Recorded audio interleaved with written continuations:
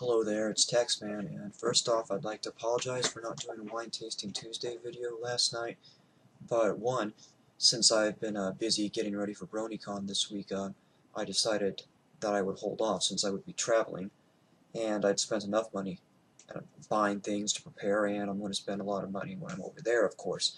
And two, because I was so dead tired that as soon as I got home, I passed right out and slept for 13 hours.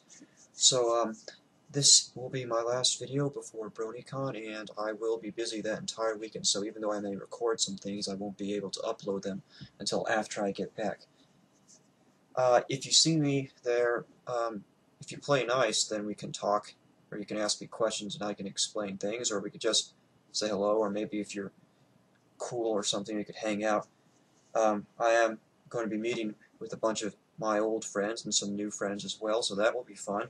And for those people, maybe I'll be meeting up with some people from the 8chan pony board as well. We should be getting our own 8chan badges for that event. Now, I guess before I go, I do want to show off my little stash of special goodies that I bring for my friends and all to hang out for after hours when it comes to drinking and everything. So, we have first, I got a bottle of limoncello. This brand is called Caravella. It's one that I've tasted this once before. It's been a while. There are 3 different brands, but since I've tasted this one, I decided to go with this. So, good stuff. Basically, just alcoholic lemonade, or you could make your own if you have the time and the patience, just by infusing lemons with vodka with lemon juice. And it comes out healthy, 28% alcohol by volume. So there's that.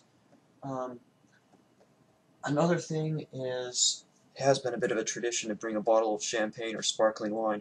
This year I'm bringing a sparkling wine. It is a Brut called by the Schraffenberger Cellars. It is a California sparkling. So I think it said 60% Pinot Noir, 40% Chardonnay. I'm not exactly sure, so don't quote me on that. And this one is located on the Mendocino County. So this is what I'm going to be drinking on the last day of the con, as per tradition, with some of my friends. Last year we drank a bottle. I went to see a friend that I know from Derpy Brew, and we played Cards Against Humanity and Twilight Sparkle's Secret Shipfic card game, and we drank a whole bottle of Grower champagne and a bottle of port, just the 2 of us, in under an hour. It was really, really drunk. Another one is some Indiana beer. I brought a 6-pack to represent. It is 3 Floyd's Zombie Dust. And just so you know, I'm not kidding, here is one of the bottles. This is a very famous beer.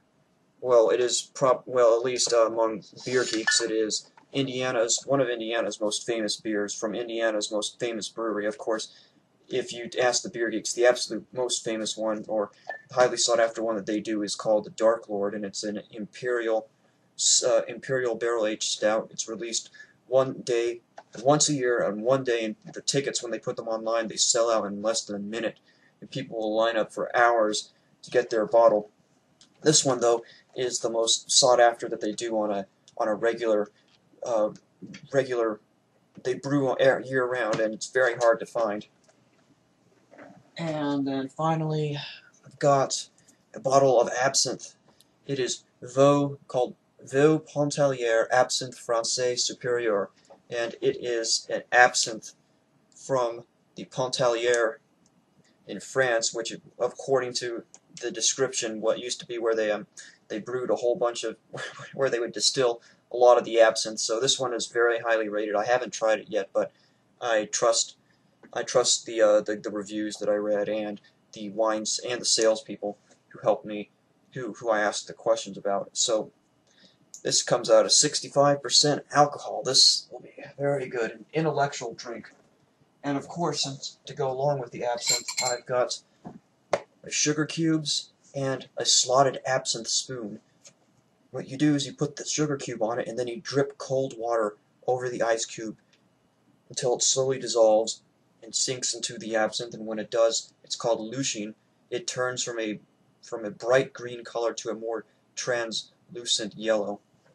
Now, there's also another technique that they use in Czechoslovakia, and it's very showy. They just put the sugar cube into the absinthe. They take it out, and they light it on fire with a match or a lighter, and then they dump it back in. That's just basically showmanship. The actual the actual traditional way is to do the drip method that I described. All right then. It's after 10 o'clock, and I've got about over 500 miles to drive to get there, so I'm going to be going now, and I'll see you all after this weekend. Goodbye.